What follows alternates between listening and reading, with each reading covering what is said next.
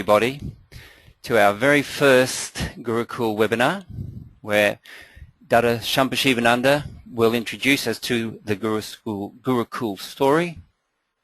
This is our first webinar, and as such it is very much a learning journey for us all. I welcome you all, and it's going to be very exciting. The format is that Dada will present a Gurukul story. He will have about 20 minutes to do that, and then we will end and we will open up to conversation in which I will practice my emceeing skills, and hopefully we will get a conversation going that will be satisfying to everybody, and also to people. This is being recorded, so to people later who could not make it, those people in Europe particularly, where it's very early, I think, they will be able to catch up and have a listen. So thank you very much, Dada. It's great to have you here. Thank you very much for being the person to kick this off. I'm going to hand it over to you now, and we look forward to your presentation. Giving me this opportunity to inaugurate the Gurukul Webinar series, and for this occasion I have chosen the theme of Towards a Blissful Future. Knowingly or unknowingly, all of us are in search of incessant flow of happiness that we call bliss or ananda.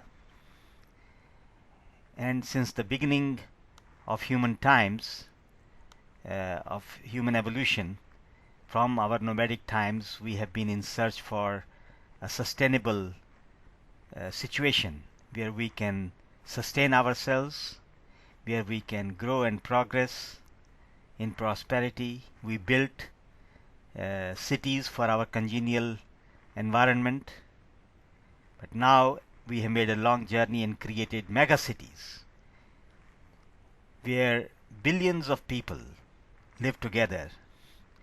There are 7 billion people, aspiring people on this earth. We are living in crowded cities, tense relationships, broken families,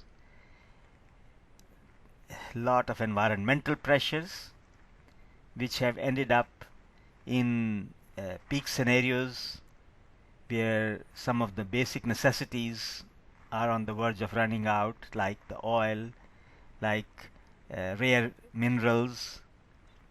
There is persisting disparities and widespread corruption in many countries. In a nutshell, we are faced with economic tensions and psychological stresses. So the biggest challenge before us is how to build an empathic civilization which is sustainable economically, ecologically, and emotionally.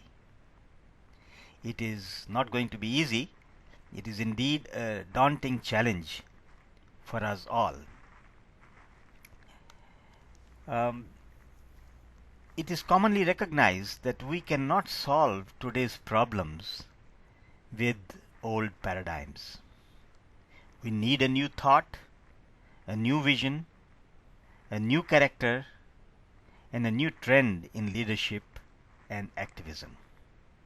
And this will require our individual and collective initiatives. Well, we have two paths available to us. Either the path of self-centeredness, which is self-directed and where we only are concerned about our own pleasures by hook or by crook, being oblivious to the needs of the entire humanity. Or we can choose a path which embraces the needs of everybody, and where we are ready to transform our lifestyles in order to be able to live in harmony and peace with the rest of us, with other human beings, with other species, plants, animals, and even the inanimate world. Now it's true that everybody wants security and pleasure and happiness. This is inbuilt into human biology. And we do not only want happiness for today, we also want some security for tomorrow, for the next few years, sometimes even for our future generations, even for our children, for our grandchildren, for our great-grandchildren. The only problem is that when we make a drive towards pleasure, we also become addicted to it. So when we have $1,000, we want 10,000. When we have 10,000, we want 100,000. When we get 10,000, 100,000, we want 1 million. When we have million, we want billions. So that leads to accumulation of wealth, and ultimately, in order to sustain that accumulated wealth, we want to buy power. And this drive for power leads to a situation where we create exploitative regimes. We create a society in which few thrive and live in luxury, while millions, they starve and they struggle from day to day for their basic existence. And this is where the problems begin. Today we are facing tremendous inequalities in the world, and people rightfully sometimes think that, oh, I have achieved this with my own sweat and blood, and therefore I have the right to anything that I can accumulate or I can gather with my strength. But we forget that there are many others who also struggle, who also put in effort, but they are not able to reach to that level of accumulated wealth. And this creates tensions and stresses in the society. So we need a philosophy of life which will channelize our longings, and which will teach us how to attain peace and happiness and security without having to accumulate vast amounts of wealth. That leads us to the path of yoga, that leads us to the path of creating a society which is built on some philosophy or some principles which allow us to maintain balance and tranquility and harmony among all species. Gurukul story is about that journey of how to ensure balance and peace and tranquility for all. This philosophy of New Humanism is built on three foundations. One is that we need to utilize science and technology to gain deeper understanding about how to bring about greater universal welfare. We need to learn the path of aesthetics, how to utilize greater human sensitivity to bring joy and happiness all around, and to do everything with the goal of attaining higher self-realization and higher cosmic awareness, which is built on the foundations of universal love. Gurukul story is about revisiting the narrative of education in order to transform the individuals and the society at all levels in all spheres. Gurukul has adopted this philosophy and practice of New Humanism, which, as I mentioned, is based on the basic premise that the love of human heart should extend to embrace the entire living and the non-living world. This education, we hope, will help us to choose the sustainable futures for ourselves, for the future generations, and ensure the welfare of all species. It would not be possible without utilizing the sciences, the arts, and the higher values within the framework of a decentralized socio-economic system and an environment of sustainable communities. New Humanist education, which is at the core of the Gurukul story, is an attempt to help cultivate the discriminating intellect and sentient lifestyles in order to nurture enlightened leadership at all levels towards achieving this goal of all-round sustainability. This wisdom-centric approach incorporates self-realization and ecological ethics in its core. We have more than 1,200 such projects in 70 countries, where the children from a very early age are being taught to meditate, to come in contact with their deepest inner self, and thereby experience a deeper peace and tranquility and joy, and at the same time learn to take care of the environment in which we live, so that we are sensitive to the needs of the environment. And of course, these schools or these eco farms or these tertiary institutions, they are spread out on all continents. The headquarters is of course in India, in Anandanagar, which is one very remote area in West Bengal, about 30 kilometers from Bokaro Steel City.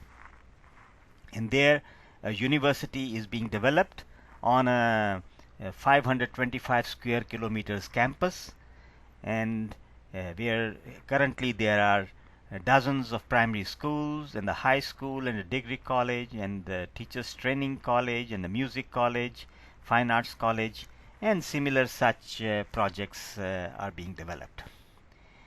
But there are also such activities all around the world. There is a yoga academy in Singapore, and there is a polytechnic in Bangalore in India. There is a Microvita Research Institute in Berlin and Amsterdam.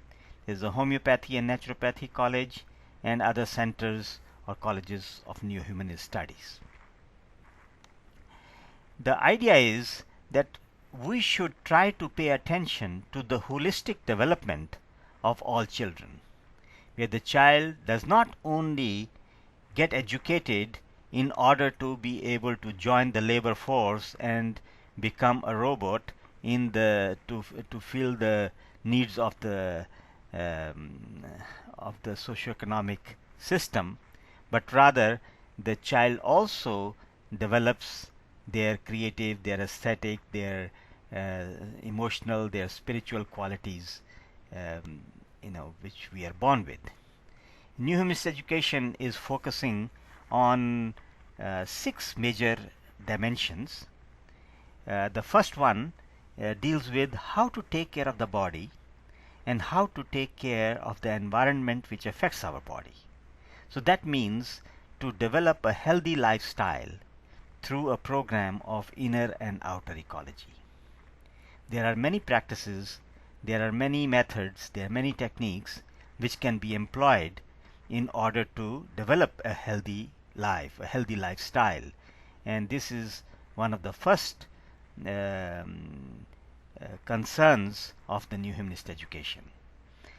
Second area is practical life skills, how we can function in the world. We need technical skills, entrepreneurial skills, interpersonal skills, computational skills, all the things that we need in order to function in the society. How to use the money properly, how to use the tools that humanity has evolved over centuries for bringing more comfort to the lives of people. And thirdly, problem solving skills, analytical skills, critical reasoning skills, cognitive development. So utilizing the scientific method in order to be able to make proper decisions, and also at the same time learning values which will help us in decision making in such a way that it will also create greater sustainability in our lives. The third area is dealing with our more subtle layers of our being, what we call Atimanas, Vijnanamaya and Hiranyamaya koshas, the causal mind, the sense of aesthetics, the creativity, historical insight and predictive skills, where we learn to distinguish between what is right and what is wrong, and what is proper, what is improper, and to be able to understand the past, the present, and co-create the future, to build scenarios of the future which would be in harmony with our values, and in the end to culture and to cultivate universal love or self-realization, which is the goal of human life. This type of education is wisdom centered, where the emphasis is on developing the wisdom quotient of the students, and not only the IQ, but not only the PQ, the productivity quotient, but rather also include the emotional quotient, where the children feel that they are happy and their life has some meaning. They are motivated by service, and they become an ideal examples in the society. Society needs leaders in every walk of life. Parents are leaders, teachers are leaders. We all, in one position or the another, play a leadership role.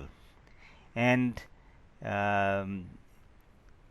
so to develop those virtues, or to develop those qualities which will enable us to perform those roles of responsibility, is one of the primary tasks of wisdom-centered education. Leaders must have knowledge, must be intelligent, must be wise, must be moral, must be selfless, must be virtuous. They must have some inspirational quality. They should be charming, they should be loving, they should be confident, they should be commanding, dynamic, progressive. So in a nutshell, we need to become ideal human beings. The goal of this endeavor is to create a society in which there is freedom, where there is a balance between individual liberty and collective interest. We, of course, want to be free individually, but we do not want to do something which will go against the interests of the society. We want to have a healthy lifestyle, and that's what gives us happiness. We want to create abundance in the society. When we align our socioeconomic system with the needs, with nature, then we bring abundance. When we go away from nature, we invite scarcity, because nature is inherently filled with abundance. We want progress. That means we have to learn to integrate the developments in science and technologies, management of change, in order to ensure progress, but without losing the serenity and the calmness and the peace which we have enjoyed for centuries when we were living in wilderness, when we were living in villages, and in harmony with nature. And to have justice and accountability, because human beings are always pulled by centrifugal and centripetal elements, things which are good for the society and things which may not be so good for society. So we need to always have some checks and balances in the society, which will ensure that when we get deviated from the path of collective interest, that we can be brought back, either through education or through external pressure. We will need to be utilizing all the technologies which are taking us into the renewable energy age, and move away from fossil fuels, and to create a society in which we are able to make a maximum utilization of the potentialities of the objective world, and also bring about rational distribution of all the potentialities which are existing in the world. This is the story of Gurukul. It is about a philosophy of balance and harmony. It is about creating a global network of new humanist institutions which are in solidarity with the global progressive community, of safeguarding the inspiration for future generations by becoming an example, for others through our own character, through our own conduct, and through our aligning our own personal life with these values, saving the vanishing cultures and species which are on the verge of extinction, and to create a new humanist education system for culturing wisdom and enlightened leadership.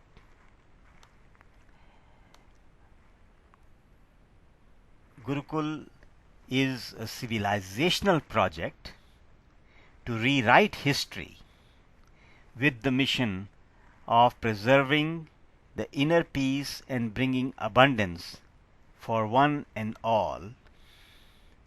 Towards this end, it is an invitation to jointly explore the ideals, the methods, and the outcomes of the past and the present, and make a new beginning.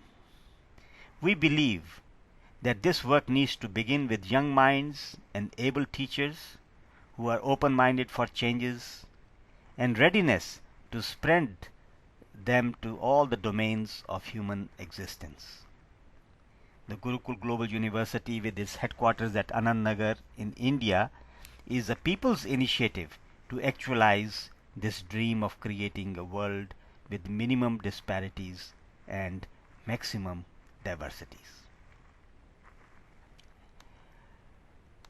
I am reminded of my journey to Mongolia about 15 years ago, when I traveled with this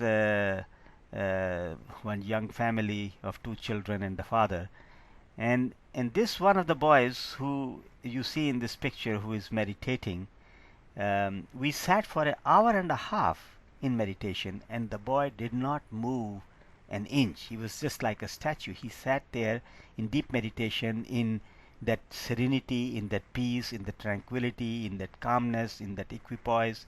And I have always wondered that when this child is exposed to the cyber world, and as the modern civilization comes to such remote places, whether such children will be happier in this so-called world of electronic gadgets, or that we can bring about a balanced development where we can utilize all the latest technologies which have been developed for human welfare without sacrificing that inner peace and tranquility and that journey to the higher realms of consciousness.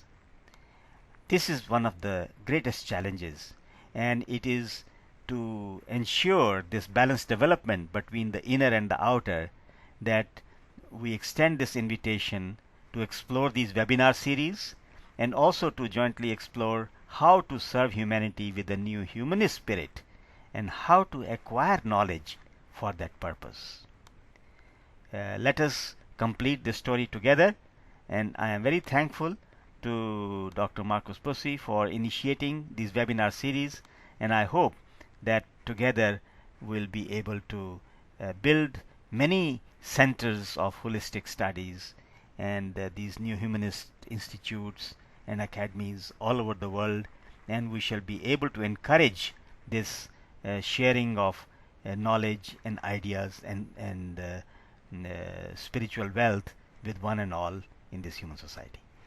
Thank you very much for giving me this opportunity, and I hope that together we'll be able to build this new dream which we have, which Shri Sarkar had envisioned on 7th September 1990 when he founded Gurukul. And I hope that we can all work together to take this small seed, which today is a seed, but hopefully in the days to come it will become a big tree. It will be like a lotus flower, which stays in the mud, but it stays above it. So let us take the society let us consider this entire society like a lotus flower, and let us serve it. Let us, bring it to one and all. Thank you very much. Thank you, Dada. That was fantastic and very inspiring. Now we're going to open up to the various attendees to ask questions of you. And to indicate that you wish to ask a question, you can do it in one of two ways. You can raise your hand, as we were practicing before this session started. If you entered the session during the presentation by Dada, you should find a little hand icon on your dashboard, and you can use that. But there's also the ability to ask questions via the question panel itself. If you click on the question panel, you should find that you can, I see that Arati was making some notes while we were going along. We can ask questions there as well, and they can come up. So if one person's asking a question, you want to hang on to a question, you can type your question in, and it should be recorded, and if given time, we should be able to address your questions. So it's now time for the you out there in Cyberland. I cannot see you or any. And now I had to close my screen and my camera, Dada, so that we got better recording quality. There was some moments there where the sound broke up, so I closed my screen for that. Are you there? Yes, I am. Can you not hear me?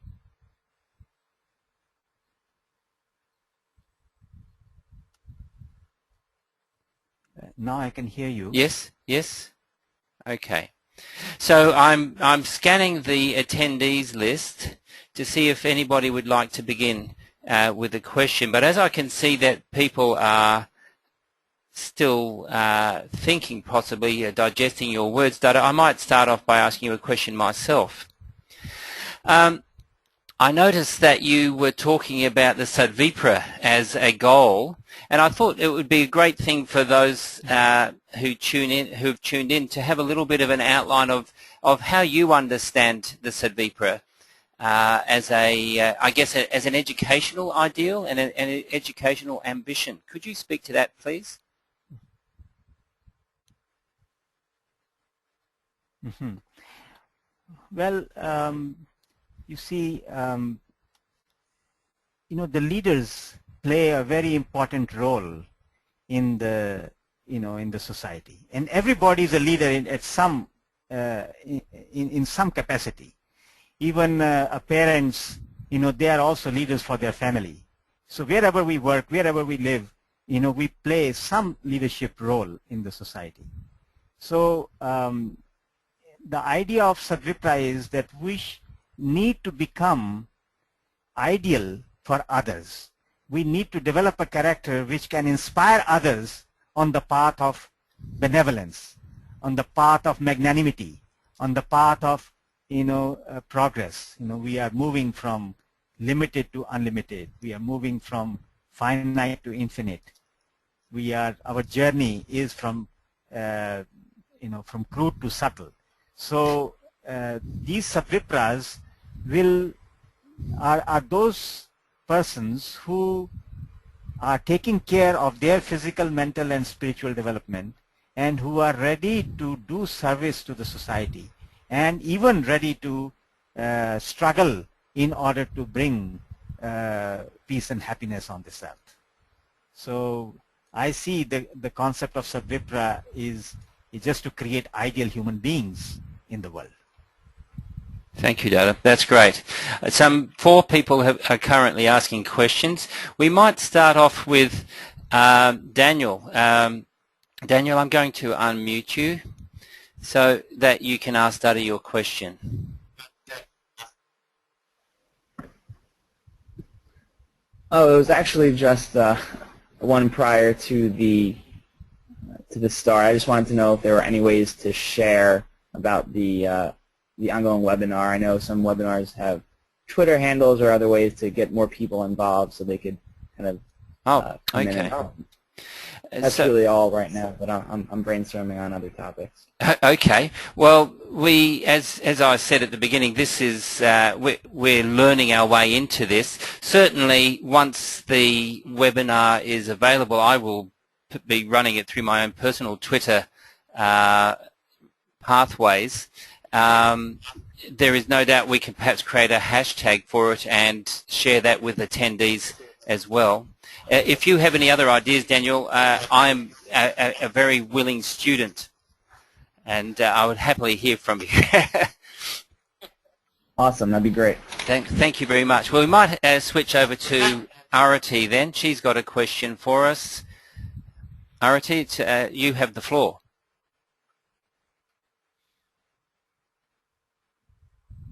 Arati, are you there? Okay, we might come back to Arati. There is some people may be experiencing some connectivity issues.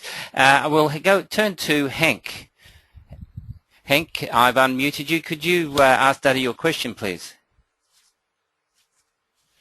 Yes, many people have been thinking and are still thinking on the same or similar lines. Do we include their drive and longing?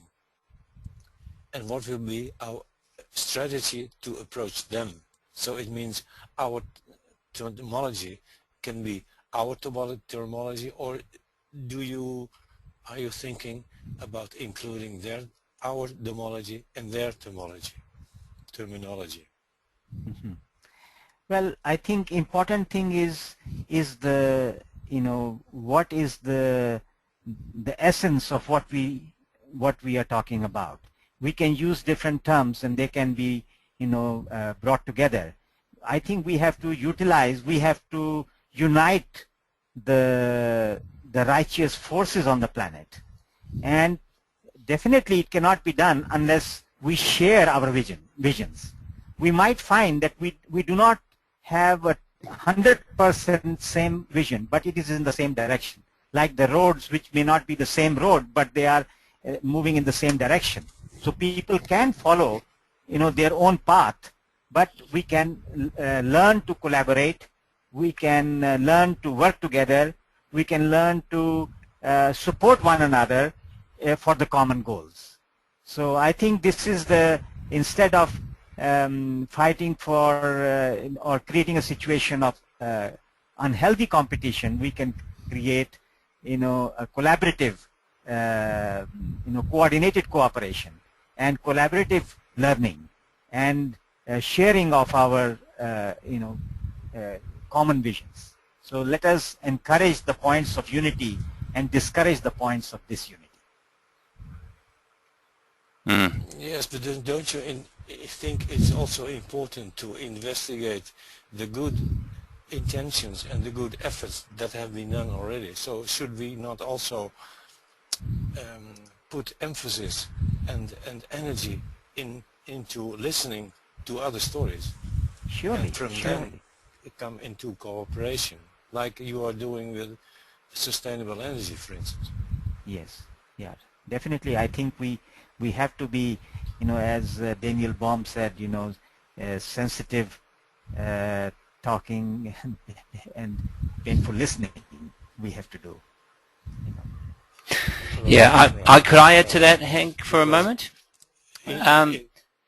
One of the things that I think Dada was talking about is that there is this co-evolving that's going on, and I think it's a lot to do with the bridge work that we do between, as cultures evolve, we are all searching in our own way, I think, and I noticed that you're talking about drive and longing. I think it's very much the human existential nature to seek to find ways in which we can make our context better. So as we do that, I think we all develop languages, and as those languages enter the public space, let's say these webinars, for instance, that we can find that we will continue to evolve our language and continue to develop concepts in dialogue with all those people that are working with very similar goals to ours.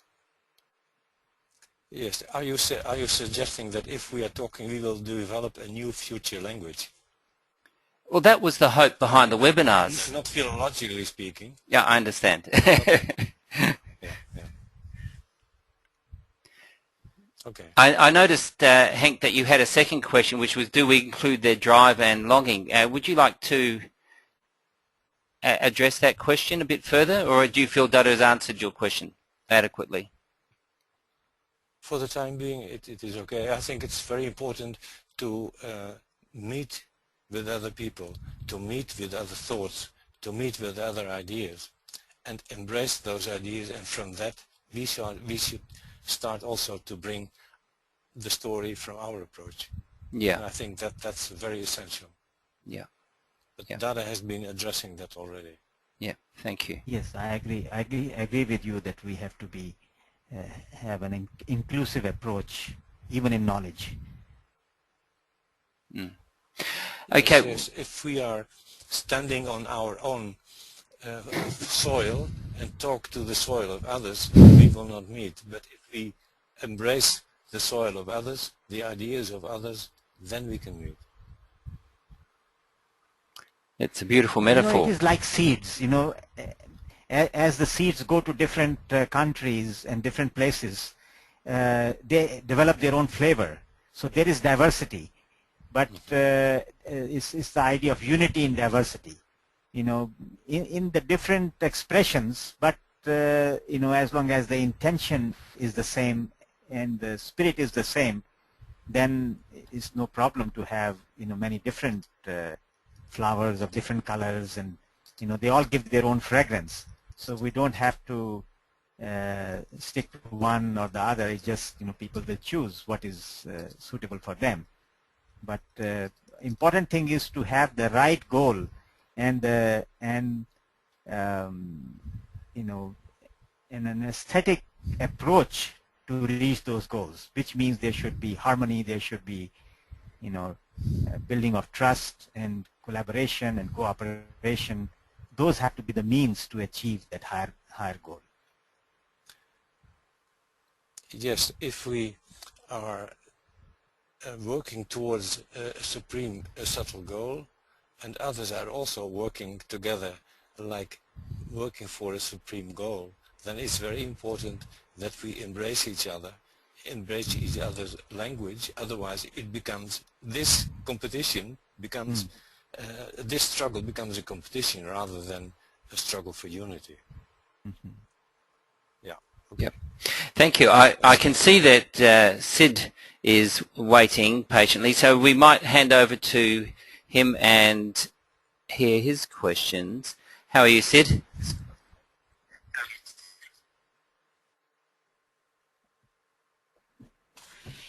Can't hear him. No. I'm just seeing, he's written a question, and how do we evaluate the success of creating Sadvipran leaders through neo-humanist education? Would you like me to read that again, Dada? Yes, no, I got it. How do you evaluate? Actions speak louder than words. So they might get a degree from a new humanist school, but it is what they do after that which is going to really determine whether they have imbibed the spirit of new humanism or not.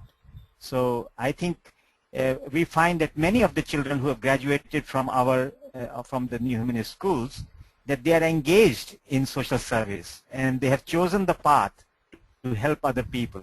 So I think there has been a change, a transformation in their outlook. So of course, we need to do some research. This is an area of research of how shall we evaluate, and there are some initiatives which have already been taken of developing evaluation tools in order to do that.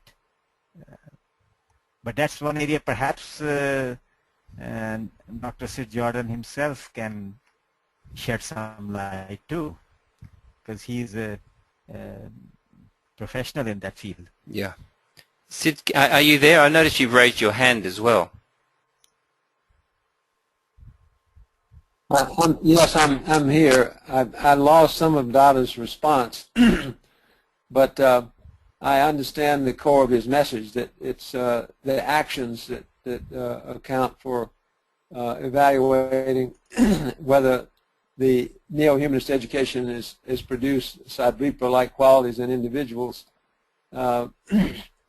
If this is one of our premier goals, it would be good to have some criteria, that, in other words, that defines the different qualities of Sadviprahood and measures that at different stages of education, from pre-K through the university. I would be interested in looking at that and developing some evaluation tools to evaluate those qualities in the process of being developed. Yes, I would encourage you to do that, because you are the most qualified person for that, to do that. You already have background in this field, so. It's also that there's a lot of work being done on it already. This is what Henk was talking about, that there's been a lot of work on, I guess, moral sensibilities from psychologists. There are also sociologists have produced, I guess, similar profiles, but looking at more social expression. I'm just thinking, let's say, of very old now, but the work of Erickson and people on moral development in young people and such. Sid, you're aware of some of this, or probably much more than me?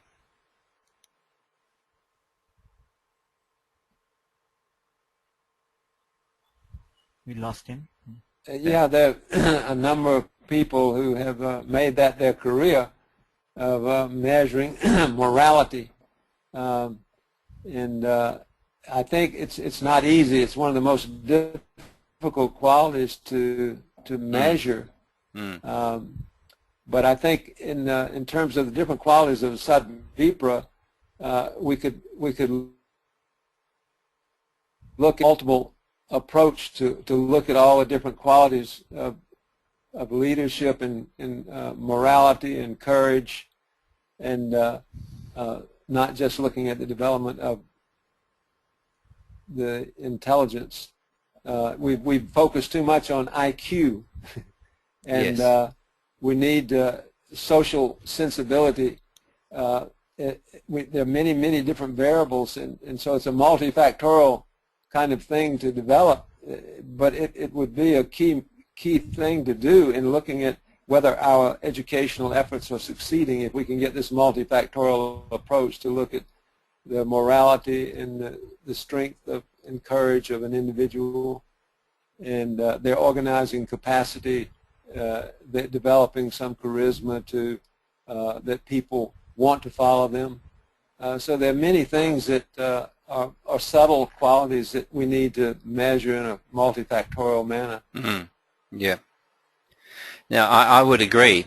It's making me think, though, that it's with this approach, we're also building an institution or institutions. That Gurukul is not just I guess, the inner journey. Dada spoke himself about it having an external face, and that there are many examples of, I guess, endeavors around the world to develop the Gurukul context within local situations that are culturally relevant. And I think it would be worth perhaps this conversation now moving from inequalities, of course, which are going to have major social implications, to the question of the Gurukul structure itself and what I guess our ambitions are, as inspired by Sarkar. Dada, could you perhaps speak to that? And if someone wants to add to that, I noticed Dunju's there in our list. I think when you... Yes, go on, Sid. I was just going to make one comment in terms of developing institutions that support the development of these qualities of Sadvipras. The selection of teachers and the training of teachers is the most important element of that, developing that institution that's going to produce stronger leaders.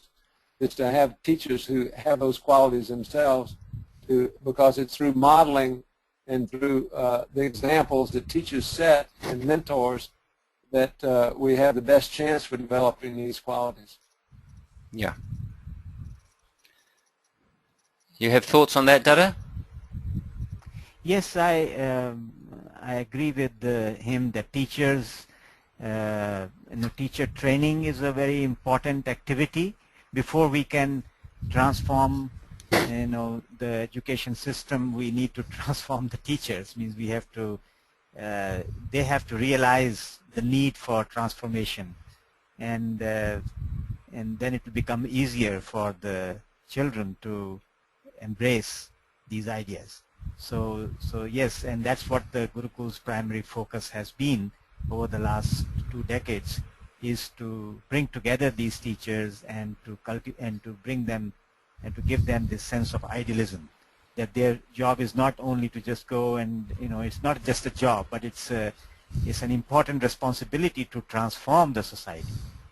So yeah, I agree with him that yes, with you, that we need to transform, we need to pay attention to the teachers' training.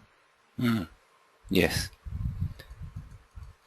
Okay, now we're coming towards the end of our session, and I invite other people who've perhaps not had a chance yet to engage with Dada to ask him any questions that have come to mind.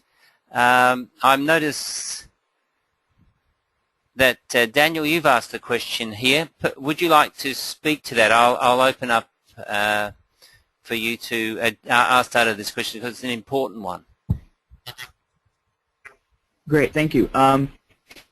So for friends and family that are unfamiliar with neo-humanism but ultimately believe in the goals of the movement, what are some active steps and actions that they can immediately implement to support this structure in their daily life? Well,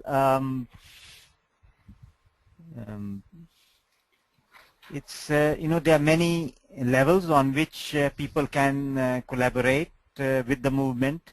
The first thing is, I think that they can.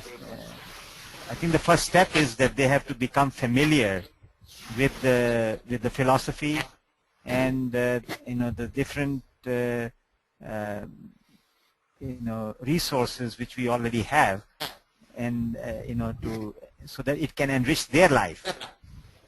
So it can, for example, Daniel, you might remember that when we met last week with a group of people in Princeton, that for example, we taught them Kaushiki. It's an exercise for physical, mental, and spiritual development. The cure for one of the best exercises for liver diseases. So people, I think the things which can help people to in their own life to become more healthy, to develop themselves intellectually and spiritually. I think we can have events, programs, activities, workshops, seminars, or whatever, in order to, and that's how it spreads. With few people, then it goes to another 10 people, then another 10 people, and that's how it spreads. So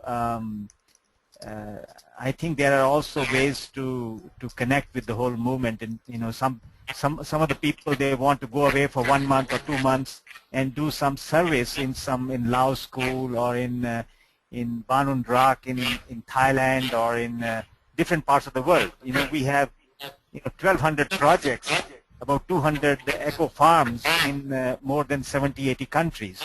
So this way people can take some time off and do some volunteer work in some places. And then, of course, in order to build up the financial resources, we can also do some fundraising, do different activities, which will involve people in positive things. So I think it's open-ended. There are infinite opportunities. It's just a matter of coming together and thinking together what we want to do and how we want to do it. Excellent. Thank you. So I guess this webinar series is a pretty excellent start to that.